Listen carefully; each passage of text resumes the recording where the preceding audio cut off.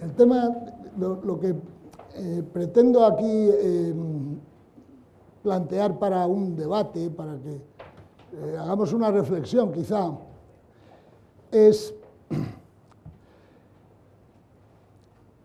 cómo hay dos tendencias que son bien conocidas. Una es el principio de la física estadística, que es el principio de que la entropía de un sistema aislado tiene siempre que aumentar. O sea, dicho con palabras más sencillas, el desorden es quien marca, el aumento del desorden marca la evolución de los sistemas hacia el equilibrio.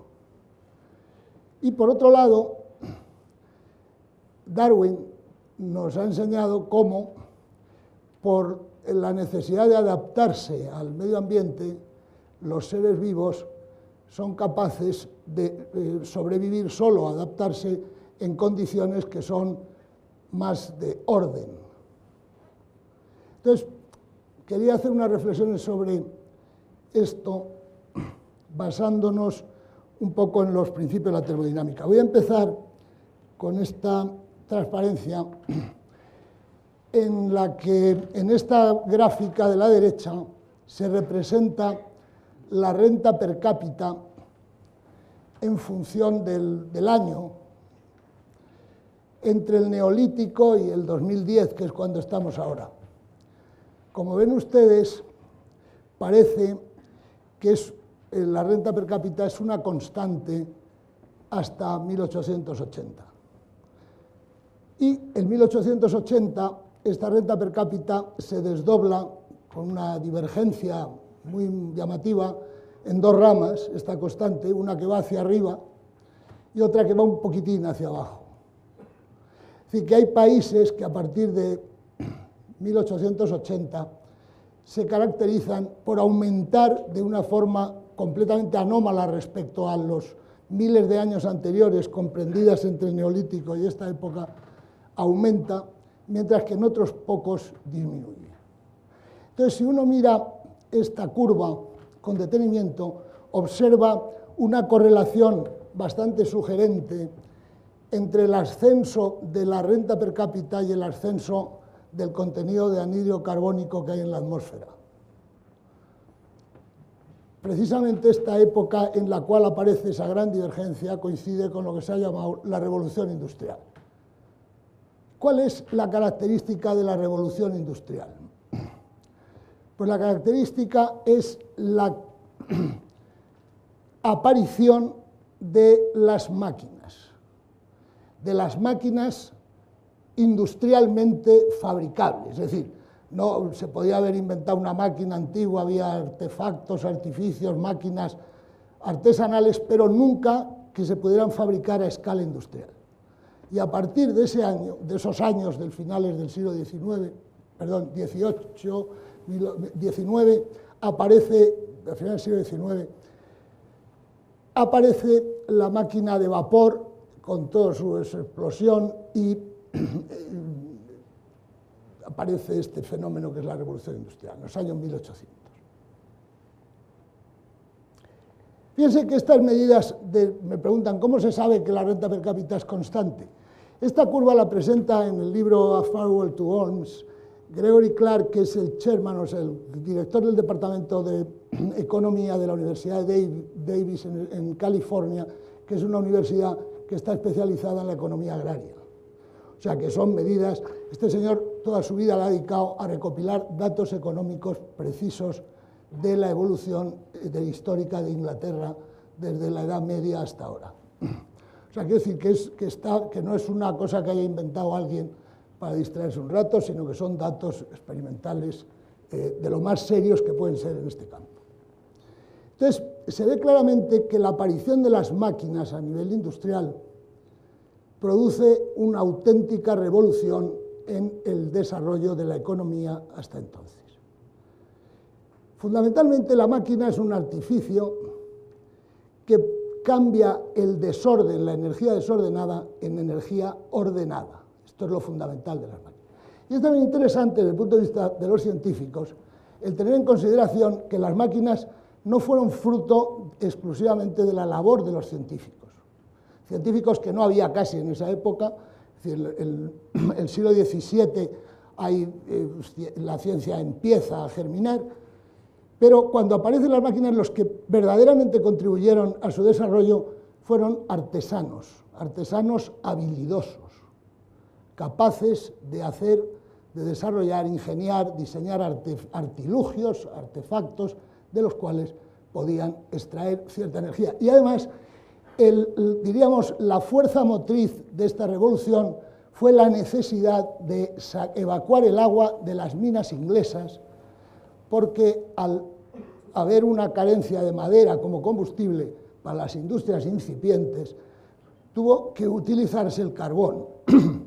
Cada vez había que cavar más hondo y los problemas de inundación de aguas de las minas eran mayores y era apremiante encontrar métodos para evacuar el agua y se utilizaban caballerías. Todas las minas inglesas se caracterizaban su magnitud por el número de caballerías que tenían. Entonces ahí es cuando empezó el desarrollo de las máquinas de vapor. Entonces, fíjense que aquí pongo unos datos que pueden ser interesantes. Es que si la historia de los homínidos sobre la superficie de la Tierra aparecen hace 1 millón de años, y consideramos que eso es un día, 1 millón de años, la ciencia ha durado 400 años, aparece hace 400 años aproximadamente, es decir, son 30 segundos. Pero si pensamos desde que la Tierra es Tierra, como si fuera un día, que es 4.500 millones de años, es un día, la ciencia es una actividad que solamente ha ocupado 10 milisegundos de toda esa larga historia. Bien, entonces, como se planteó históricamente el problema de las máquinas, fue la manera de conseguir que se realizara un trabajo mecánico, una energía ordenada a partir del vapor, que es energía desordenada. Entonces, el convertir energía ordenada en calor es algo que es muy sencillo y que todos tenemos experiencia. Energía ordenada en calor es lo que hace el carbón en la chimenea, la leña. Tenemos una madera que tiene unas moléculas con una energía grande en sus moléculas almacenada. Nosotros hacemos combustión de esa leña, libera calor, y el calor es el que utilizamos porque en ese momento para nosotros es útil el calor porque calienta la habitación. Y eso se hace muy fácilmente y con una eficiencia muy grande. Sin embargo, el otro problema, que es convertir el calor en energía, es muy distinto. Es muy distinto porque, fíjense, cuando tenemos la energía, un columpio, todos sabemos que un columpio, cuando a los niños, nosotros vamos aquí, los académicos siempre tenemos que decir los nietos, cuando estamos columpiando a un nieto, pues tenemos que estar dándole continuamente al columpio. El columpio, en principio, no tendría por qué pararse, se sube el columpio, una vez que se sube se le da una energía y ya el columpio estaría oscilando indefinidamente. Se va el columpio, se acaba parando. Y se acaba parando porque parte de esa energía que tiene se convierte en calor. Calor en la fricción de los engranajes del columpio y calor en el sentido de que se comunica energía a las moléculas de aire que hay por allí que están chocando con uno y se están llevando energía. Entonces, al final, pues se acaba parando. Todos hemos visto cómo, si dejamos caer un objeto de una moneda al suelo, es un ejemplo que pongo la moneda porque no es para decir que tiene la misma probabilidad que salga cara que salga cruz, sino para decir que cuando una moneda la subimos, la dejamos suelta y cae. Entonces lo que sucede es que esa energía potencial que tiene la molécula se convierte en calor por el choque de las moléculas de la moneda con las moléculas del suelo, y aquello se calienta. Bueno, pero nunca hemos visto que se enfríe, dejar una moneda en el suelo y que aquello se enfríe súbitamente y la moneda suba. Es decir, que hemos visto cómo la energía mecánica se puede convertir en calor, pero es muy poco probable que el calor se convierta de pronto en energía ordenada y suba la moneda. Y esto no violaría el principio de conservación de la energía, este principio. Entonces esto es difícil, conseguir energía del calor. Pues gracias a estos trabajos de los artesanos que hemos dicho, se desarrolló a finales del XIX una ciencia que es la termodinámica, que es una de las partes de la física de mayor belleza, de mayor capacidad de predicción, mayor generalidad, y por ende una parte de la física que no habla del tiempo ni del espacio. La termodinámica es una ciencia de las relaciones energéticas, de la energía, una ciencia general de la energía. Fue muy importante Carnot, que ustedes es un oficial francés, que en 1824 estuvo reflexionando sobre las máquinas. Fruto de su investigación fue el célebre teorema de Carnot, que no es un teorema, sino es una constatación de hechos experimentales, que sentó la base, que él llegó a la conclusión de que era imposible convertir que una máquina funcionara convirtiendo el calor, todo el calor que absorbía, en trabajo mecánico. Pero es curioso porque Carnot hizo esa reflexión antes de que Joule era un cervecero bávaro, midiera en el año 1843 cómo el calor es una forma de energía, cómo el trabajo mecánico que se ejerce sobre el de la caída de la moneda, él lo hacía con unas paletas, dejando caer una pesa que movía unas paletas en agua, lo que producía esa disminución de la energía de la pesa al caer era una subida de la temperatura del agua. Y es curioso, como indica nuestro presidente de honor, que es el profesor Sánchez del Río, que hizo una frase preciosa en su libro sobre historia de la física, y que creo que es realmente una auténtica joya de literatura y divulgación científica, que dice: el calor, que se acordarán ustedes, hubo una teoría antigua, el calórico, nadie sabía lo que era el calor. El calor es algo que surge del tacto, de la sensación de estar caliente algo.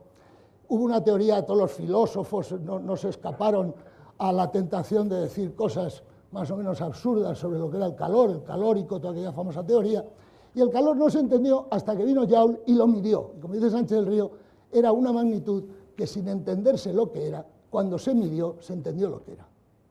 Y era una forma de energía, es una energía. Entonces, es importante ver que Gibbs, que fue el primer físico teórico americano, en 1874, se dio cuenta de que estas leyes, que parecían ser válidas exclusivamente para el funcionamiento de las máquinas, sin embargo, eran unas leyes generales para toda la física y para todas las leyes de la naturaleza.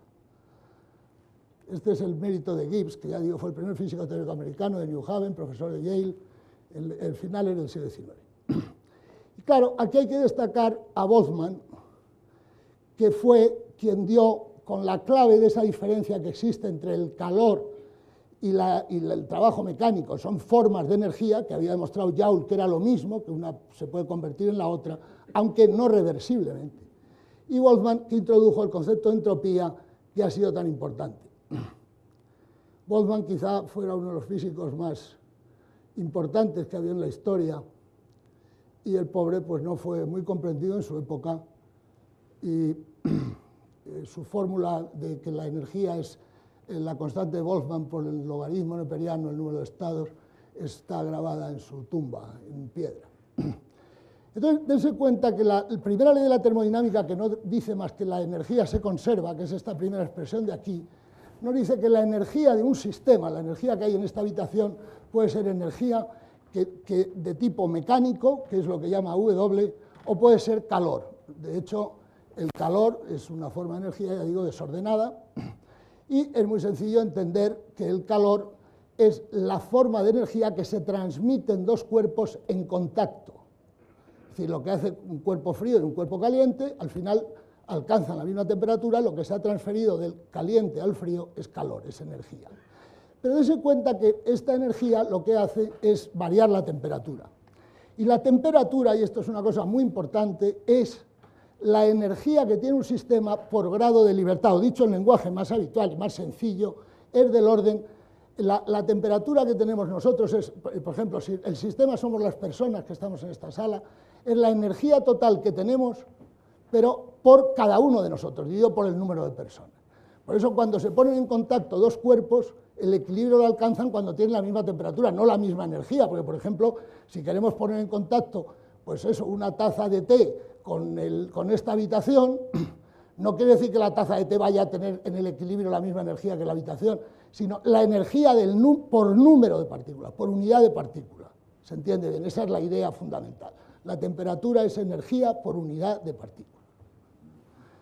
Bien, y el segundo principio de la termodinámica nos dice que es esta expresión tan abstracta, tan difícil, nos dice que no es completamente igual de fácil convertir el calor en trabajo que el trabajo en calor, como habíamos empezado diciendo. Fíjense que normalmente un sistema, esto pues merece la pena perder un segundo por ello, porque en algún momento lo vamos a utilizar como concepto, aunque sea difícil, pero claro, esto es una conferencia de ciencia, o sea, un poquito difícil tiene que ser, es lo siguiente. Normalmente cuando estudiamos la termodinámica de forma útil para explicar la vida, para explicar las máquinas, se considera un concepto que introdujo Boltzmann, que es el de foco térmico. El concepto de foco térmico es un concepto muy fecundo y muy inteligente.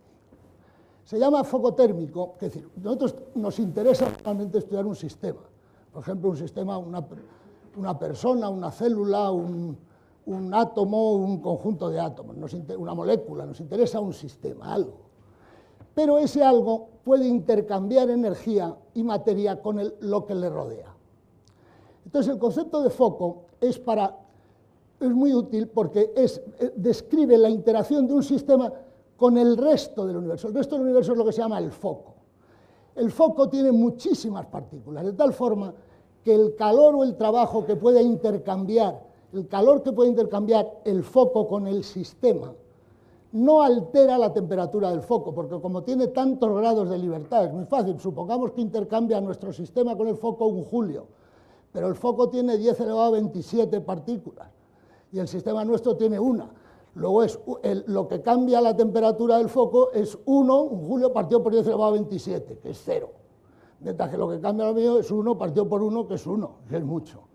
Es decir, que el concepto de foco es importante porque al tener tantas partículas se entiende que no se afecta su temperatura, aunque intercambie energía con el otro sistema.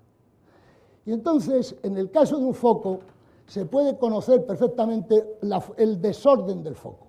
El desorden del foco viene dado por su variación la variación de desorden es el calor que da. Si da calor, se ordena un poco, si absorbe calor, se desordena. Y la cantidad que se ordena o se desordena es el calor que da partido por T, por la temperatura del foco. Se entiende que ese calor que da o que recibe no altera la temperatura, y por eso es Q' partido por T, donde T es una cosa que se conoce bien. Esta es la idea fundamental. Entonces, Boltzmann se dio cuenta que la condición de equilibrio de un sistema que está en contacto con un foco, todos nosotros estamos en contacto con un foco que es la atmósfera, la Tierra, la superficie de la Tierra. Nadie de nosotros está aislado, ahora estamos en contacto con el aire de esta habitación, con todos ustedes, con estas paredes, son sistemas que estamos interaccionando. Bueno, pues entonces, lo importante es ver que el equilibrio de un sistema aislado, un sistema que no intercambia energía ni masa, es que su desorden sea máximo. Pero si tenemos un sistema, por ejemplo, un señor de aquí y la habitación, el señor de aquí puede ser que se ordene, y eso no es nada malo, siempre que el desorden que haya en el resto de la habitación sea mayor que el ordenamiento. Esta idea, que es difícil, es la importante y la que yo quiero resaltar. Y vamos a seguir, y perdónenme que esto es un poco rollo, pero es que hay que verlo así. Entonces, insisto, se puede aumentar el orden o disminuir la entropía es el desorden. Siempre podemos nosotros aumentar el orden en un sistema con la condición de que se desordene en un grado mayor el entorno de ese sistema. Por tanto, es imposible que haya civilización, vida, riqueza, sin que haya alrededor más pobreza, más desorden y más desastre. Es imposible. Al lado de una ciudad tiene que haber, por mucho cuidado que tengamos, más basura que cuando no hay ciudad. Alrededor de la vida estamos creando mucho más desorden que el orden que requiere que vivamos. O sea que no es un descuido nuestro el hecho de estropear el medio ambiente. El medio ambiente podemos, eso sí, estropearlo más o menos, pero no hay manera de vivir, de producir energía, de hacer orden en las ciudades, poner semáforos, andar por la derecha. Todas estas situaciones de orden requieren desordenar el entorno más que lo que se ordena. Pero uno puede pasarse y la investigación científica está en desordenar lo menos posible. O sea, esta es la idea que he estado explicando. Cuando un sistema no puede intercambiar energía ni masa con el exterior, su condición de equilibrio es que evolucione hasta aumentar el desorden al máximo. De hecho, si nosotros nos aislamos y no podemos comer, no podemos tomar energía del sol, no podemos respirar, nos aislamos en un sistema, nuestra situación de equilibrio es la entropía máxima, que es estar muertos, estar átomos sueltos. Bien, entonces, fíjense que los fenómenos naturales requieren un orden, el orden que tiene, no hay que pensar en el cerebro humano, basta pensar en una bacteria. Cuando se mueve una bacteria, es decir, realiza trabajo mecánico, es algo contrario al desorden. Entonces, nosotros estamos en situaciones en que en un sistema de estos, si le dejamos aislado, pues acaba desordenado. Entonces, lo que hacen las máquinas, y aquí está la representación, es lo siguiente. Una máquina, en definitiva, lo que hace es producir orden a costa de desordenar todo lo demás. Y eso no hay manera de evitarlo. Una máquina es capaz de producir un trabajo, la máquina es capaz de volver a subir la moneda, vuelve a caer la moneda, pero cada vez que sube la moneda, pues estamos gastando energía. Es decir, siempre que estamos de un sistema desordenado a un sistema ordenado, gastamos energía. Más, desordenamos más. Entonces, la pregunta, claro, sería, si la vida requiere orden y todo tiende al desorden, ¿cómo hay vida? Entonces, fíjense que yo he puesto aquí que habría, desde el punto de vista nuestro quiero decir, con un análisis estadístico, científico de toda la historia, según la conocemos, habría dos revoluciones importantes. Una es la aparición de la vida. La aparición de la vida, pues no se sabe exactamente cuándo empezó, pero es claro que antes de que la atmósfera fuera oxígeno, ya había bacterias anaeróbicas.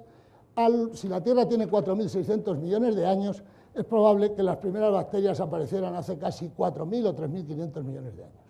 Ese es un momento importantísimo, porque el hecho de haber una bacteria que se replica, que es capaz de moverse, de buscar alimento, es, como ustedes comprenderán, un milagro de la actividad de la naturaleza, en la Tierra, en la superficie de la Tierra.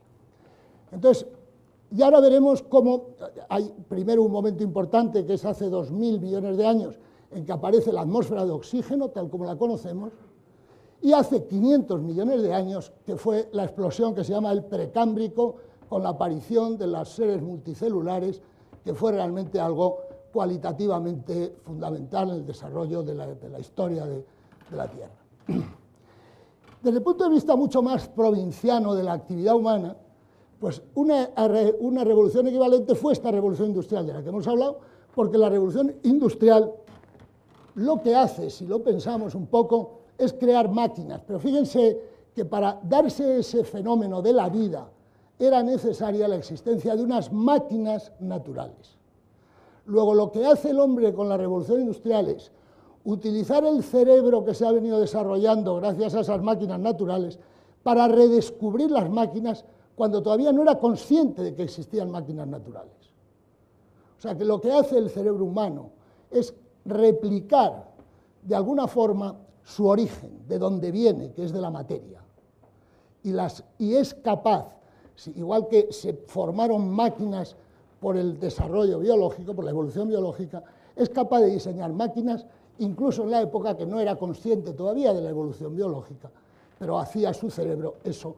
Esto me acuerdo de una conversación que tuvimos una vez con Sánchez del Río y Galindo, estos que decía que qué misterioso era cómo la matemática describe la naturaleza.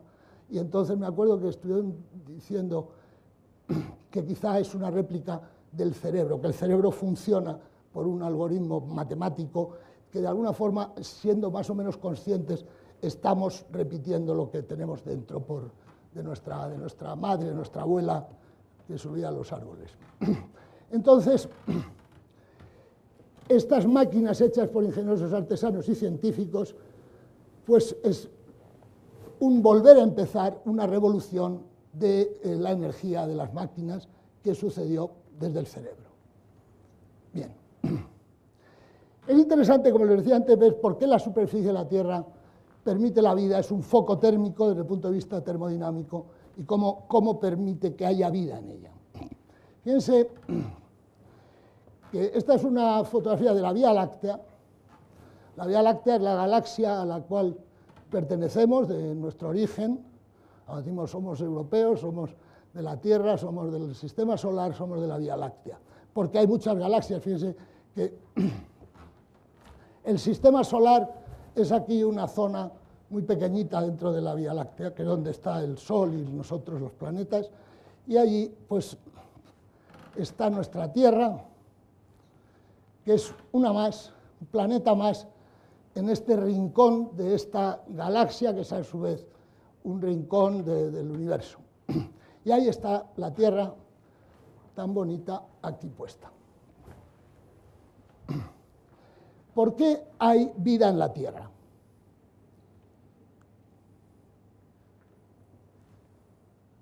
La Tierra tiene 4.600 millones de años y, como digo al principio, no tenía una atmósfera con oxígeno como la conocemos hoy.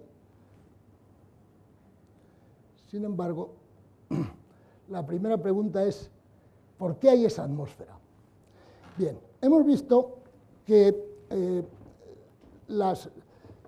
siguiendo un poco el rastro de cómo se forma la Tierra, de buscar nuestra historia, todo esto de la termodinámica, las máquinas, etc., siguiendo un poco el rastro con el Big Bang, la teoría del Big Bang, que es la más plausible, que en este momento está dentro de los argumentos de la comunidad científica, parece que hay 4 tipos de interacciones que son las que se conocen, que son la gravitatoria, que es la que mueve la formación de las galaxias, la que condiciona el giro de los planetas alrededor del Sol, las mareas, el que se rompe uno el brazo, que se cae desde arriba, desde la escalera, todo eso son fuerzas gravitatorias. La fuerza electromagnética es la más familiar a la escala nuestra. O sea, por ejemplo, y con permiso del presidente de la Academia, la química es una subsección de la interacción electromagnética. El Sol, la radiación, todo esto es interacción electromagnética. Las fuerzas químicas, de enlaces químicos, son mecánica cuántica más fuerza, más interacción electromagnética. Es la interacción familiar para todos nosotros. O sea, la elasticidad es fruto de la interacción electromagnética y toda la química. La biología es interacción electromagnética porque es química, es bioquímica, toda la biología. Bueno, luego está la fuerza nuclear débil, que rige fenómenos ¿cómo se llama esto?, de radiactividad. Bueno, y la fuerza nuclear, la interacción fuerte, que es la que hace que estén los nucleones juntos en los núcleos de los átomos, por ejemplo, la que mantiene unidad los protones, y que son conocida por la discusión que suscita en la sociedad el usarla para otros fines, para fines energéticos. Bueno, entonces, estos son los 4 tipos de interacciones. De todas formas, hace 25 años, me acuerdo que comentaba yo en Cambridge con el profesor Echenique, que estábamos leyendo aquel libro famoso de Stephen Weinberg, que se llama Los primeros 3 minutos, que narra la descripción de la formación del universo. Estábamos tan optimistas tomando una cerveza en el pub del Eagle aquel, y bueno, ya parece que se sabe todo. Pues hay que ser modestos, porque después de esos 25 años, hemos aprendido que conviene ser modesto, porque realmente la materia que conocemos constituye el 5%, parece, de la materia que hay, que es la materia que interacciona con la radiación electromagnética, porque hay un 95% de materia que se reparte, 23% de materia oscura y 72% de energía oscura, conferencia que nos explica aquí el profesor, nuestro compañero Manolo Aguilar, muy brillantemente, que son formas de materia que tienen que existir, se piensa que tiene que existir, que no conocemos lo que es. Pero bueno, conocemos esos 4 tipos de interacciones y vamos a funcionar con ellos. Fíjense que lo que se llaman fuentes primarias de energía está directamente vinculado con estas interacciones que acabo de hablar. Todos conocemos lo que es la energía hidráulica y cómo se convierte la energía hidráulica en energía eléctrica en las centrales, y eso es una energía, la hidráulica tiene energía gravitatoria, pues está solamente ahí almacenada y por la gravedad cae, mueve unas palas y produce electricidad. Esta conversión de energía gravitatoria, que es una energía ordenada, no es calor, es energía ordenada, en energía eléctrica, que también es ordenada, se hace con una eficiencia del 90%. Luego conocemos otro tipo de procesos de fuentes primarias, que es lo que se llama los combustibles fósiles. Carbón, el petróleo, pero bueno, para nosotros nos interesa más el azúcar, porque el azúcar y los azúcares y todos esos hidratos de carbono es lo que nos mantiene vivos, es nuestro combustible. Entonces se dan cuenta que eso es energía ordenada, energía química, energía química en el sentido que está almacenada en las moléculas del petróleo, en las moléculas del azúcar, en las moléculas del carbón y de las moléculas de la química del carbono. Y es una energía almacenada que es electromagnética, porque es química, es enlace. Al romperse esa molécula se libera energía, que es la energía que aprovechamos en la chimenea para calentar, o que es la energía que se aprovecha en una central para producir electricidad en lugar de con hidráulica, con energía térmica de este tipo. Y después tenemos como otra fuente, pues la otra interacción, que era la fuerte, la interacción nuclear, que era la fisión o la fusión, que también se puede utilizar. Fíjense que el tener tanto átomos núcleos con energía potencial, o tener energía en el agua, o tener energía en las moléculas, en los tres casos, si tienen más energía que los productos en que se descompone, la pregunta fundamental es: ¿y por qué no se descompone espontáneamente? Fíjense que en el caso del agua es muy fácil, porque hay una presa. La presa evita que caiga el agua. Y en el caso de las moléculas de la madera, por ejemplo, de la leña, del roble o de la encina o del pino, lo que le sujeta es que para que empiece la combustión hace falta encender una cerilla. Esa cerilla es vencer la presa del agua hidráulica, de la presa hidráulica. Es el equivalente a la presa. Quiere decir que tiene mucha energía, pero no puede espontáneamente bajar de energía porque hay algo que la sujeta localmente. Esto es muy importante. Igual pasa con los átomos, como todos saben, no es sencillo hacer, si los átomos estuvieran constantemente fisionándose o fusionándose, pues es lo que pasa en eso. Hace falta, por ejemplo, para la fusión, como bien sabido, y por eso no se consigue hacer bien, hace falta temperaturas muy altas, energías muy grandes. Luego hace falta lo que se llama vencer una resistencia, es decir, para tener moléculas o tener zonas con mucha energía almacenada, hace falta algo que lo detenga. Vamos a ver. Desde luego, para vivir nosotros necesitamos energía. La energía que tenemos para vivir nosotros es la energía de esas moléculas de azúcar, de los combustibles. Nosotros vivimos de combustibles. Y toda la energía que hay de los combustibles en la Tierra es debida al Sol. El Sol es quien nos envía, el Sol, que está a 150 millones de kilómetros de la Tierra, le toma la luz unos minutos llegar del Sol a la Tierra, es la fuente de energía que nos abastece. Esta energía llega aquí a la Tierra y permite, como veremos ahora, que se construyan esas moléculas de azúcar, esas moléculas de almidón, esas moléculas que usamos para vivir gracias a la luz del Sol. Y vamos a ver cómo es esto. Fíjense que estos son unos datos numéricos que yo creo que son de interés, y es que el Sol es capaz de generar una potencia de 4 por 10 elevado a 26, o sea, 4 con 26 ceros, vatios. En su superficie está emitiendo esa energía, son julios por segundo, vatios. Pero si dividimos por la masa del Sol, queda exactamente 0,002 milivatios por gramo, es lo que está dando el Sol. La potencia total que radia el Sol dividida por su masa es esa. Sin embargo, cualquiera de ustedes, suponiendo que pese 70 kilos y que coman sin un régimen muy drástico, pues 3.000 kilocalorías diarias, que son 12.000 kilojulios, está convirtiendo energía que ha comido en energía para vivir a un ritmo de 140 vatios por 70 kilos, 2 milivatios gramo. Es decir, nuestra eficiencia energética es 10.000 veces superior al Sol por unidad de masa. Esto es un dato que es muy impresionante. Pero más impresiona todavía si se tiene en cuenta que una bacteria produce exactamente 2 vatios por gramo. Por eso tiene la vida corta y alegre. Es decir, a más energía se produzca por unidad de masa, más corta y alegre es la vida que se lleva. Bien, pues fíjense que la pregunta es, ¿qué hacemos con esta energía que llega del Sol? Bueno, la energía que llega del Sol se puede entender, y lo que llaman el efecto invernadero, que el efecto invernadero tiene siempre una connotación negativa. Todo el mundo dice, el efecto invernadero, como si fuera el demonio. Todo el mundo, huir del efecto invernadero. El efecto invernadero es lo que nos permite vivir.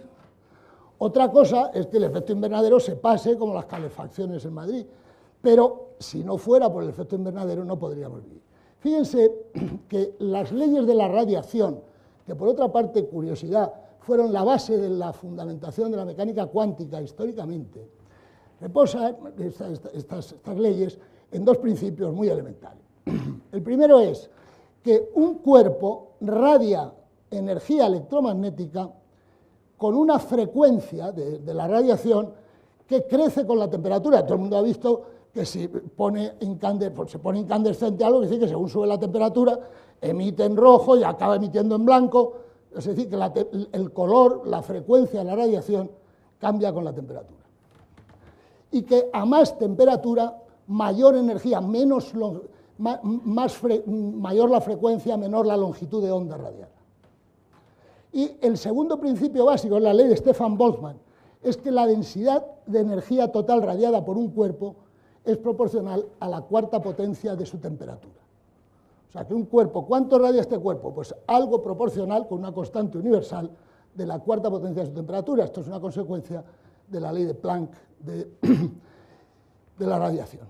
Bien, entonces, con eso podemos entender esto. Fíjense lo que pasa, por qué hay atmósfera y por qué hay vida y por qué la atmósfera es un baño.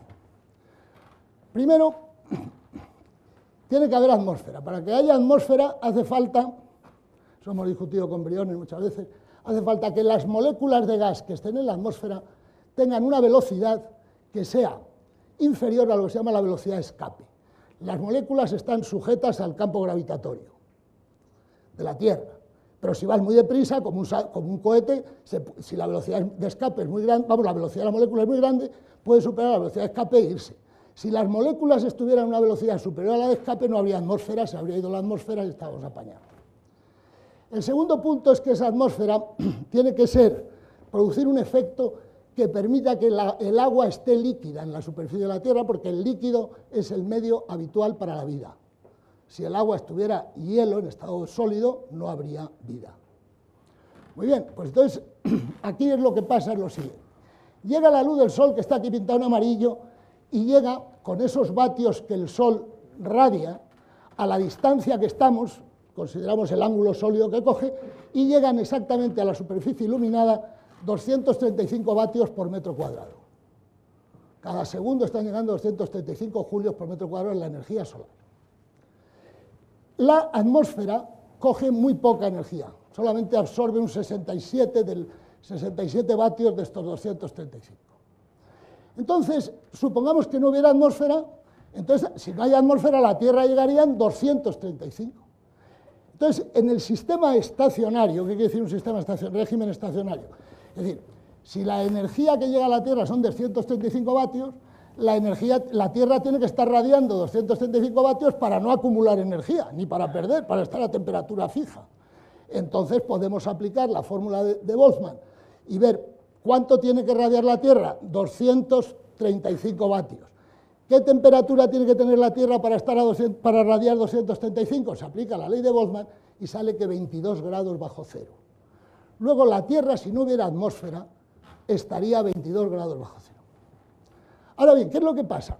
Que la radiación, cuando llega a la Tierra, cuando llega un fotón, un quantum de radiación a la Tierra, el átomo que lo coge, no lo coge y se lo queda y lo emite, sino que se lo pasa a los vecinos, se distribuye la energía absorbida por todos los átomos de la superficie de la Tierra.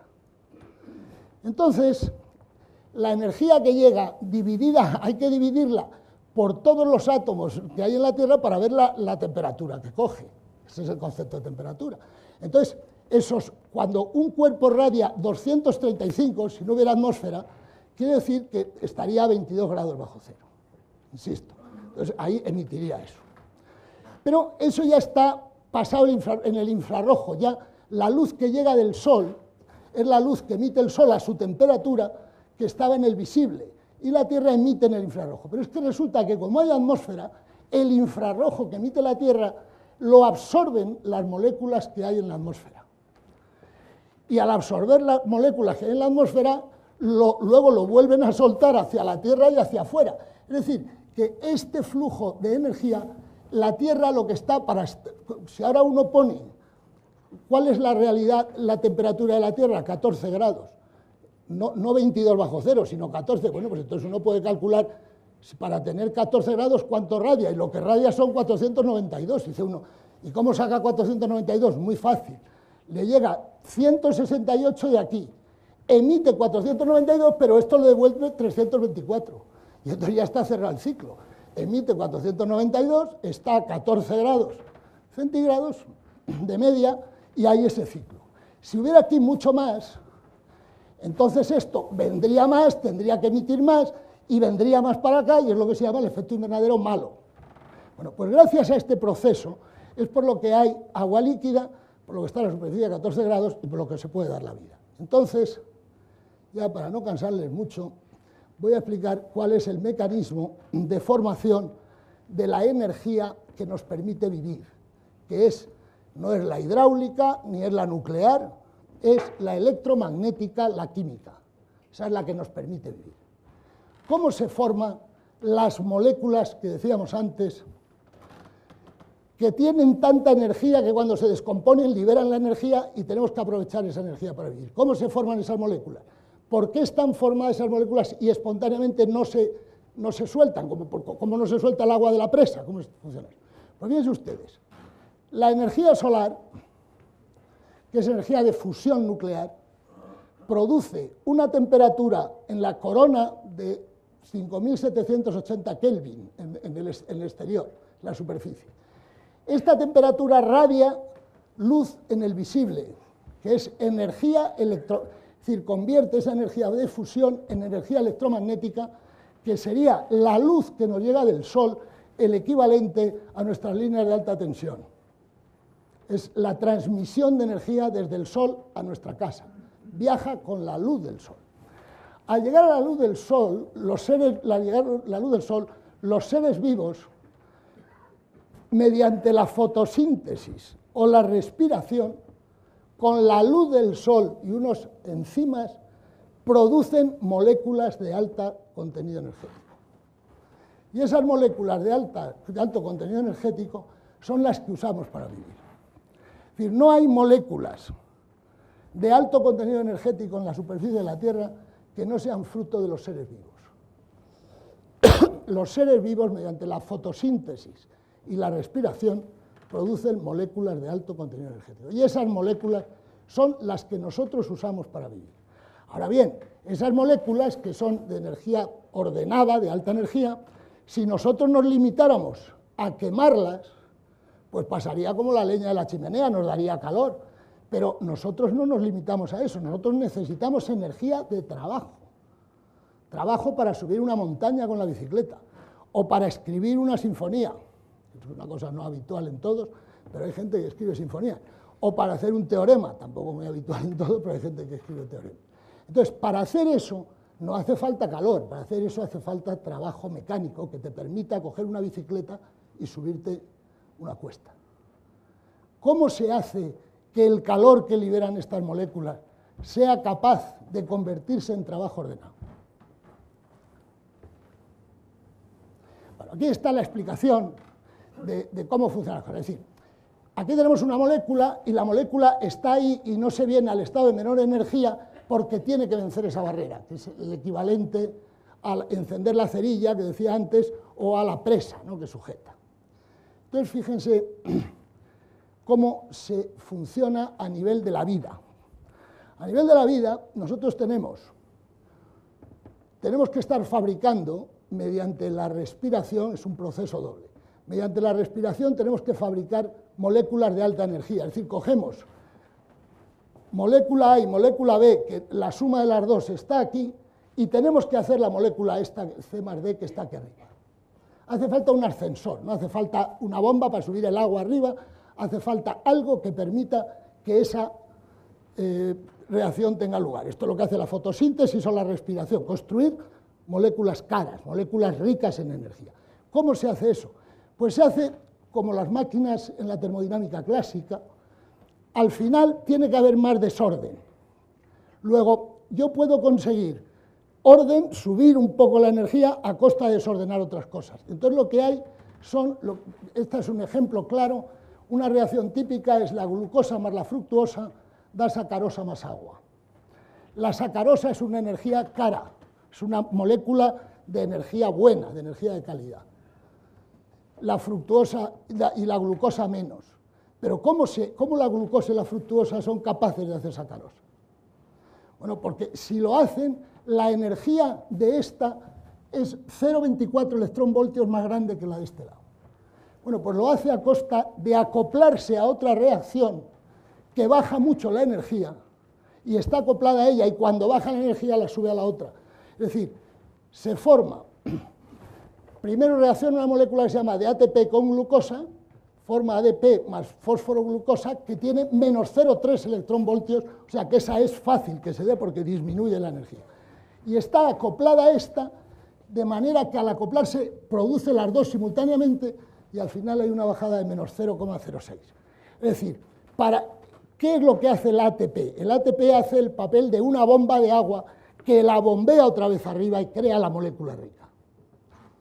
Entonces, lo que funciona es, es decir, el ATP, dos cosas ya y a cabo, es cómo este ATP es una molécula muy famosa en la biología que se convierte en ADP. El ATP es la moneda universal de energía de los cuerpos vivos policelulares, multicelulares. El ATP es igual que el ADP con un fósforo más. Entonces, cuando el ATP pasa a ADP, se libera energía. Pero nosotros necesitamos ATP. Pues hay unas... ¿Cómo se está fabricando en los organismos ATP? Para que tengan una descripción de lo importante que es esta reacción, en cualquiera de nosotros hay como 70 kilos diarios de ATP convertido en ADP y viceversa. Tenemos unos motores nosotros que están convirtiendo ADP en ATP y el ATP usado para hacer reacciones endotérmicas. ¿Cómo se fabrica esto? Pues se fabrica como se fabrican como las máquinas de la termodinámica clásica.